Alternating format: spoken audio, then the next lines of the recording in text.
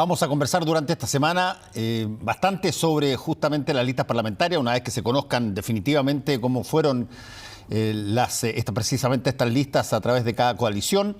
Y hoy día queremos tocar un tema de esos que cada cierto tiempo hay que tocarlos porque son una suerte de check, así como de un visto bueno, de aquellas cosas que en un momento dado se tomaron como súper relevantes, incluso se crearon instituciones ad hoc para ver esa materia y de pronto vemos que un gobierno está terminando y prácticamente no queda nada de lo que se debía discutir en torno a, en este caso, reformas muy importantes del Estado que decía Chile Vamos que iba a hacer y que además contaba con bastante apoyo de alguna medida por parte de la oposición. ¿Qué ha pasado hasta ahora? Bueno, muy poco. ¿Y eso qué? ¿Tendrá que tomarlo el próximo gobierno o se va a adelantar muchas de esas materias en la propia Convención Constitucional y va a ser parte del pacto social que va a presentar al país? Lo vamos a conversar con el abogado académico de Derecho de la Universidad de Chile, Luis Cordero. ¿Cómo estás, Luis? Hola, buenas noches, Fernando. Son, a tu juicio, porque tú te recordarás, quien no hablaba sobre la reforma del Estado, francamente no tenía opción de meterse en política hace un poco de tiempo. Y bueno, de la reforma del Estado en los últimos años ha habido bien poco. En verdad, el problema central que tenemos es que estamos hablando de reforma del Estado en rigor hace un siglo, ¿no? Más o menos existe una amplia documentación que te dice que desde la década de 1910, 1920, prácticamente todas las administraciones que siguieron hasta el día de hoy, todas tuvieron agendas de reforma, modernización del Estado, reforma administrativa, como la quisiéramos denominar. Hubo gobiernos que se definieron por eso, ¿no? Eso fue Carlos Ibáñez, eso fue Jorge Alessandri. De hecho, la dictadura un poco también se definió por eso.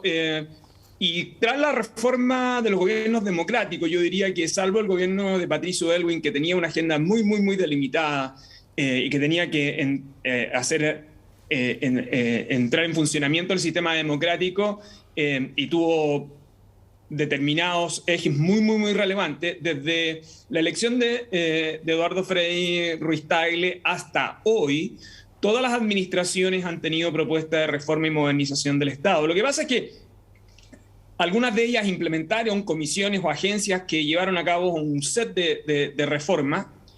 Una buena cantidad de ellas son consecuencia de escándalos, ¿no? La reforma, por ejemplo, de Lagos es consecuencia del caso Mobgate. Algunas de las reformas que vinieron con posterioridad con Bachelet también fueron fruto en parte de eso. Y otras tantas han venido como consecuencia de un conjunto de set de ajuste. Lo que pasa es que la administración Piñera es una administración que puso muchísimo énfasis en su programa en este tema en particular. Y de hecho, el sector privado, en eso el expresidente de la SOFOFA fue muy evidente, llevó a la SOFOFA a discutir en términos de política pública la agenda de reforma del Estado, en el fondo, ¿no? Hacer un Estado más eficaz, hacer un Estado con menos papeles, etcétera, pero sobre todo este discurso de evitar los cuoteos en la administración pública, ¿no? Y ese ha sido un tema permanente. La agenda del gobierno que presentó la semana pasada tiene que ver con empresas públicas. Yo lo que advertía hoy día que esa es una propuesta de reforma a los gobiernos corporativos de empresas públicas que viene desde el 2005, que fue una promesa con que Chile se comprometió al ingresar a la OCDE, que Bachelet 1 tuvo proyecto, que Piñera 1 tuvo proyecto, que Bachelet 2 tuvo proyecto, que Piñera 2 ahora tiene proyecto, y el elemento común de todo esto es que son proyectos que se presentan al final de las administraciones. Entonces, es como que yo hago el checklist, esto lo prometí en el programa y hago el check acá. El caso de esta administración, en mi opinión, era todavía un poquito más severo, en mi opinión, en el juicio respecto de su desempeño, porque conformó un Consejo de Modernización del Estado con propósitos permanentes. Ese consejo funcionó, le hizo recomendaciones al presidente, prácticamente no persuadió al presidente. Muchos podrán decir que entre el estallido social y luego la pandemia, muchas de estas cosas se dejaron de lado. Pero te quiero dar un dato. Hoy día nosotros tenemos una gran cantidad de procedimientos administrativos digitalizados. Alguien podrá decir, bueno, pero eso demuestra entonces una agenda de modernización. Ojo, esa gran cantidad de procedimientos digitalizados son fruto de la pandemia, en buena parte porque teníamos una estructura que venía trabajando hace muchísimo tiempo en gobierno digital. Pero ¿qué es lo que es en términos concretos, la agenda de reforma, cómo lo miramos hacia adelante, es algo que yo creo que ha terminado siendo más un discurso, una petición de principios que estructuras más permanentes y sistemáticas, ¿no? Y yo creo que en algún sentido, esa ha sido mi opinión, estos van a terminar siendo 4 años perdidos en relación a esa agenda. Una agenda que por lo demás, y esto es un dato que yo creo que es muy, muy relevante, especialistas de la derecha hasta la izquierda, ¿no? O sea, en el amplio espectro existe un amplísimo consenso de que son algunas reformas indispensables de llevar a cabo y que hemos postergado por años. Ahora, Luis, hay un punto aquí que es bien interesante, que yo lo planteé en la introducción, y que es todos los vacíos que se dejan en determinadas materias tienden a ser llenados por quienes de pronto asumen o miran o tienen la obligación de administrar esas mismas materias. Y desde ese punto de vista, tú tienes hoy día la Convención Constituyente, la Convención Constitucional, que va a mirar un montón de cosas del Estado y que incluso probablemente va a meterse en muchas de las cosas que eventualmente pudieron haber sido reformadas a través de procesos internos, de proyectos de ley, de lógicas parlamentarias y presidenciales dentro de las promesas que se hicieron, pero van a ser reformadas por este grupo probablemente de manera bastante severa, también en algunos alcances. ¿Cómo ves tú que la histórica de cada presidente que llegaba a la moneda, que ofrecía estos cambios del Estado, ahora con una mirada de 155 personas que tienen como misión fundamental darle un nuevo pacto social a Chile, que pasa, entre otras cosas, por mirar a ver qué cosas hay que reformar del Estado? Claro, lo que pasa es que lo que probablemente va a pasar es que la Convención va a sentir cierta impotencia en el fondo, ¿no? Por una razón extremadamente simple. Porque la Convención no tiene margen en términos de diseño, que es lo que es la Constitución, para hacerse cargo de la implementación de políticas públicas. O sea, lo que va a hacer, lo que está diseñando es la arquitectura para que eso pueda implementarse en el fondo, ¿no? Entonces, lo que es altamente probable es que la Convención discuta de que muchos de estos temas requieren de una administración pública eficaz, pero no puede la Convención más que fijar los criterios generales, ¿no? Esto va a seguir siendo una agenda muy relevante de cada administración y del diseño estable y permanente. Por eso es tan relevante, fíjense, el régimen de gobierno. Nosotros descansamos en un sistema presidencial muy fuerte que viene así deliberadamente establecido desde los orígenes, por lo menos en 1833, pero la Constitución del 25 es muy severa en este sentido, porque además tiene un propósito modernizador. Fíjate que en esto es muy importante. Cuando teníamos la crisis de los 20 y se adopta la Constitución del 25, existía una conciencia clara de que había que evitar el patronazgo en el sector público, en otros términos, que ingresaran a la administración quienes estaban apadrinados por la política, en el fondo. Y por eso se crea esta idea del estatuto administrativo, de las plantas funcionarias. O sea, hay una idea de profesionalización de la burocracia que tiene que ver con tratar de separar el gobierno de la función administrativa permanente. Eso tiene muchísimos años después otra réplica en la idea de tratar de buscar un sistema de servicio civil para el funcionamiento de los actos directivos públicos, en el sistema de alta dirección pública, pero sigue, ¿no? Incompleto, porque tenemos que hacernos cargo de la reestructuración del personal de la administración. Para que tú te hagas una idea, cerca del 80% de los funcionarios de la administración central, ni siquiera regional ni municipal, central, está sentado en algún cargo transitorio, y eso evidentemente transforma los cargos públicos en botines de cada administración. Entonces, ¿cuál es el gran desafío que tiene la constituyente? Por ejemplo, podemos estar plenamente de acuerdo en un set de derechos sociales, pero los derechos sociales requieren de articulaciones institucionales que los permitan, que permitan prestaciones eficaces en el fondo. Y para eso tú necesitas una muy buena administración pública. En consecuencia, y esto, por cierto, de los temas menos sexys que pueden existir en la Convención, yo lo podría entender, ¿no? Pero son determinantes para el funcionamiento de todo el set de derechos sobre el cual nosotros estamos discutiendo y queremos llevar hacia adelante. Sí. Entonces, la Convención va a tener que descansar en algunas instituciones elementales que permitan una administración pública más adaptativa. Y en esto voy a poner un ejemplo. durante la práctica de la Constitución del 25, por ejemplo, los congresos sucesivos que nosotros tuvimos delegaron en el presidente de la República reestructuraciones importantes de la administración pública chilena. Eso permitió varias innovaciones en la administración pública chilena hasta los 70. La dictadura lo que hizo con la Constitución del 80 es que rigidizó eso. De hecho, en la actualidad, el Congreso no le puede, por las reglas de la Constitución, delegar al presidente reestructuraciones de la administración para juntar ministerios, readecuar. Entonces lo que hacemos es crear ministerios. Esa rigidez constitucional es la que uno podría aspirar que la Convención pudiera flexibilizar para que pudiéramos tener una administración pública adaptativa que pueda actuar de modo eficaz a los requerimientos del sistema de derechos que probablemente va a terminar por construir la Constitución.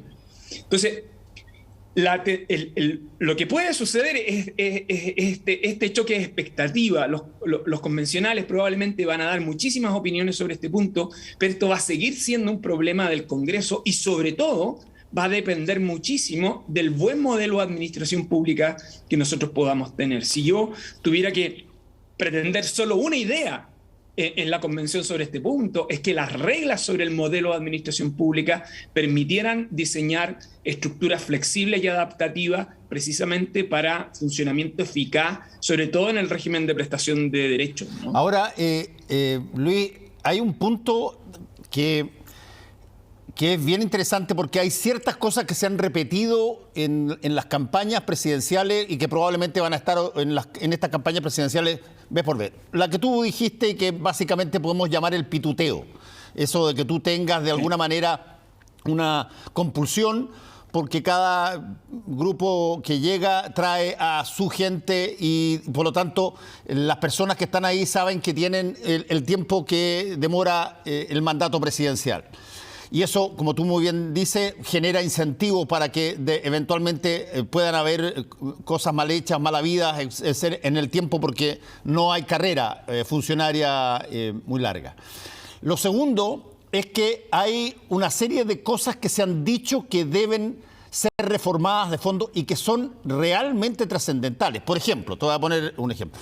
Cuando a ti te dicen que se tiene que reformar Carabineros, estamos hablando ahí de una institución que es mucho más que lo que cada cual percibe en su relación con Carabineros cada día o cada semana cuando se mueve en torno a la ciudad.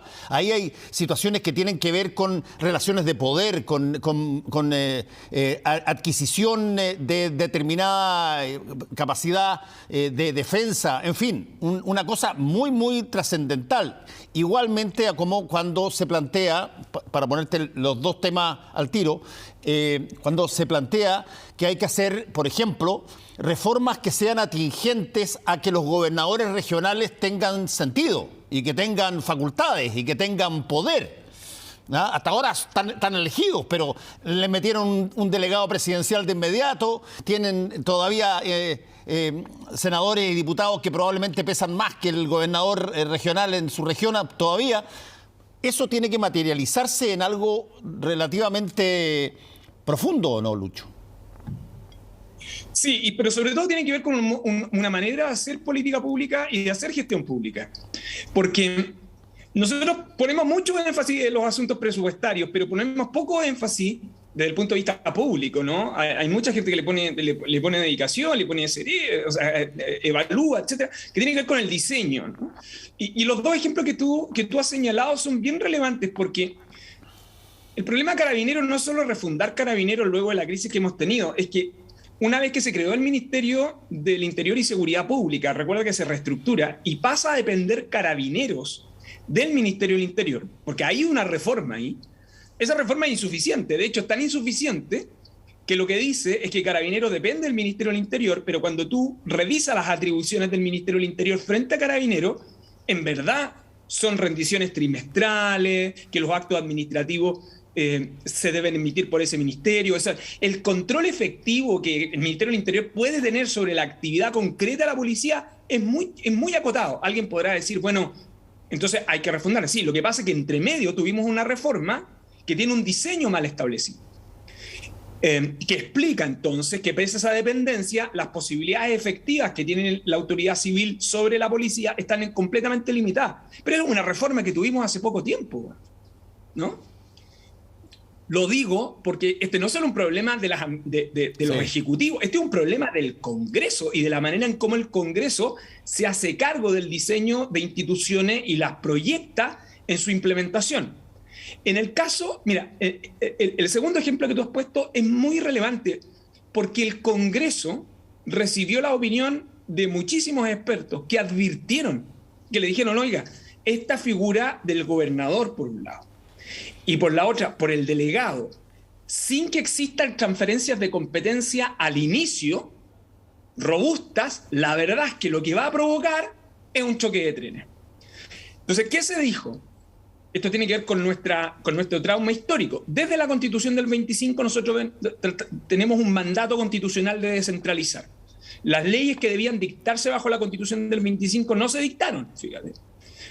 Retornó la democracia, se crearon los gobiernos regionales, se buscó un mecanismo de descentralización efectiva y la verdad es que los mecanismos de descentralización hasta ahora han sido meramente administrativos. ¿Cuál fue la decisión del Congreso? Digo esto para que tengamos claridad sobre la decisión. La decisión del Congreso fue, ¿sabe qué? Prefiere una descentralización política imperfecta porque, por último, el conflicto debiera provocar que se transfieran competencias. Entonces, cuando hoy día nosotros nos enfrentamos a la discusión entre que todo el aparataje administrativo regional depende del delegado presidencial y no del gobernador, pero eso era una crónica anunciadísima. Todo el mundo tenía perfectamente claro, el Congreso aprobó esa ley teniendo plena información con que esto iba a suceder.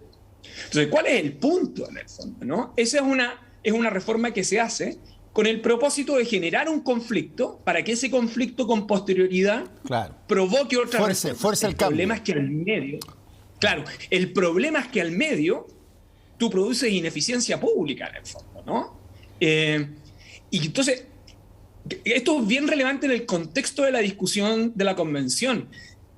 No solo es relevante el rol del Ejecutivo, también es relevante la manera en que el Congreso lleva a cabo y diseña sus políticas en el fondo, ¿no? Porque cuando tú creas un organismo administrativo, porque esto es otra particularidad, buena parte de nuestras reformas son reformas institucionales, creemos una institución entregamos una serie de instrumentos pero nadie hace el post-mortem. Es decir, luego que la creamos, bueno, ¿cómo ha estado funcionando? ¿Qué cosas debiéramos ajustar o no debiéramos ajustar? ¿Qué de lo que nos dijeron sucedió y qué de lo que nos dijeron no ha sucedido en el fondo, ¿no? Y esto es bien importante porque para un gobierno de derecha o para un gobierno de izquierda, sus agendas dependen de que las prestaciones públicas funcionen bien. O sea, dependen de tener un Estado profesional, dependen de tener continuidad en la política pública.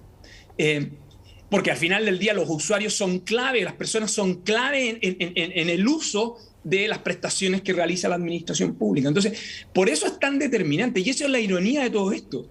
Cuando tú te vas a las opiniones de los centros de estudio, te vuelvo a decir, desde las posiciones de derecha más extremas hasta los centros de estudios de izquierda, pasando por el amplio espectro, te vas a encontrar con un amplísimo consenso por parte de los especialistas.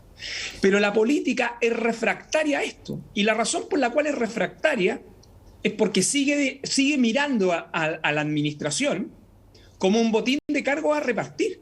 De corto plazo. Hay una oportunidad que nosotros... Claro, y que si hay una oportunidad que tenemos con la constituyente es que la constituyente pueda, con un par de reglas simples, tratar de torcer esa mala práctica que nosotros hemos tenido en los últimos años y que nos deja el discurso de reforma del Estado en una cuestión estrictamente retórica, ¿no? Ahora, Lucho, hay un punto ahí en lo que tú dijiste que me parece interesante cuando se mira de ciertas cosas que, por ejemplo, se dijeron en medio de la pandemia o cuando estaba empezando la pandemia. Voy a hacer referencia a dos que me llevaron mucho la impresión. Por cierto, una es la del exministro Mañalich cuando él dice que no tenía idea de la cantidad de hacinamiento que había en el país.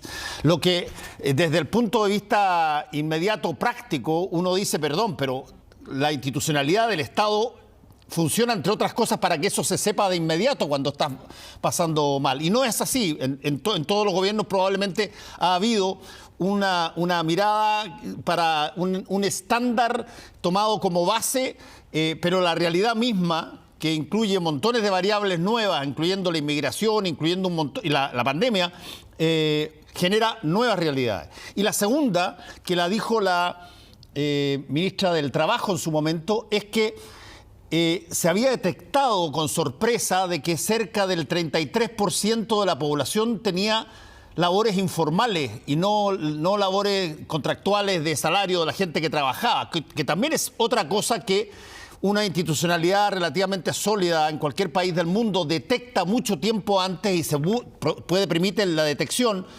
buscar mecanismos de solución. Eso te quería preguntar para terminar.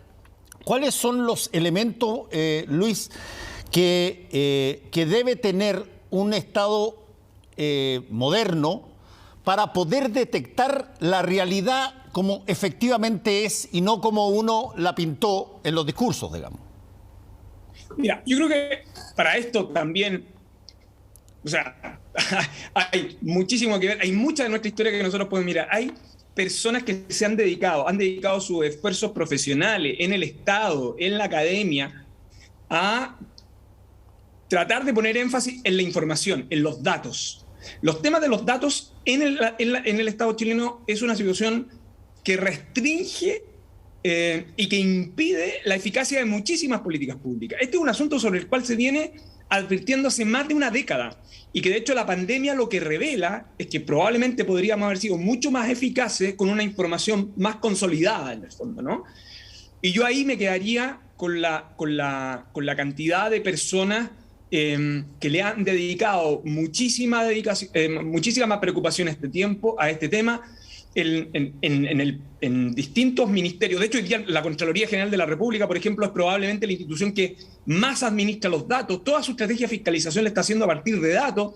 Es decir, ahí tenemos un mundo, pero tenemos también mucha investigación y mucho trabajo que se ha hecho en el Estado para trabajar con esa información. O sea, sería una real farra que a propósito de esta pandemia no utilizáramos ese impulso que se ha trabajado ahí.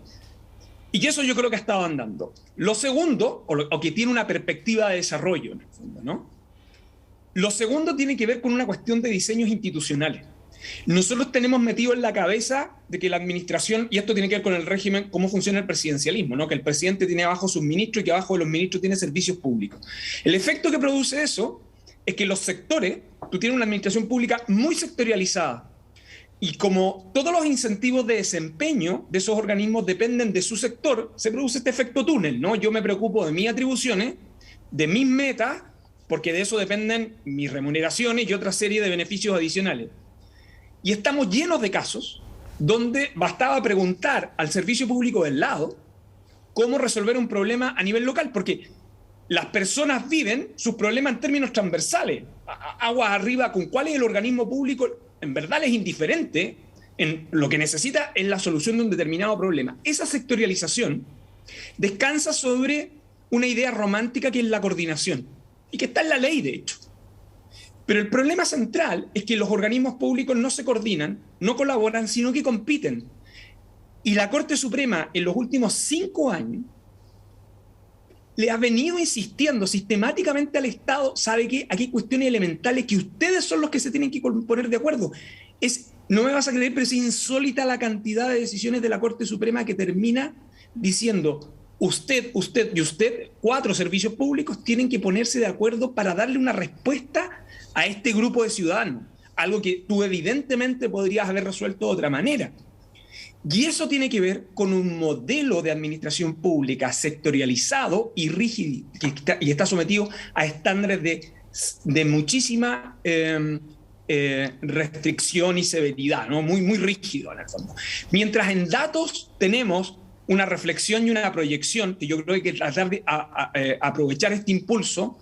En la otra tenemos un diseño y una cultura administrativa que tenemos que tratar de transformar. Yo creo que ese es el gran desafío que uno debiera aprovechar dentro del contexto del debate constituyente, pero es un mensaje hacia la manera en cómo vamos a conformar ese modelo de administración pública que debiera tener algunas referencias en la Constitución. ¿Hay algo, para terminar, hay algo, Lucho, que aparezca de este tema en esta materia y, digamos, con este grado de énfasis en los programas, distintos programas que tú has visto de los candidatos que por ahora están presentes en términos presidenciales? Muy poco, probablemente se van a ver, yo diría que todos los programas siempre tienen agendas de reforma, pero lo que uno más extraña de ellos es cuál es el concepto de funcionamiento de administración pública en términos más integrados. Nosotros estamos llegando más bien a este problema, cómo resolver la integración de la administración pública, cómo modelar esa administración pública en términos dinámicos y eficaces. Por ahora, la mayoría de los programas ponen más énfasis en cuestiones de gestión más que en una cuestión más estructural. Pero eso no es solo lo que está sucediendo ahora, es el drama que nosotros hemos tenido en los últimos años, y la administración del presidente de Piñera, como está terminando en estos términos, es el mejor ejemplo de que el discurso de reforma requiere más que una simple exposición de motivos. Luis Cordero, muchas gracias por haber estado con nosotros hoy día aquí en Última Mirada. Que te vaya muy bien. Igualmente, buenas noches, gracias. Chao. Volvemos en un ratito con Raúl Sor.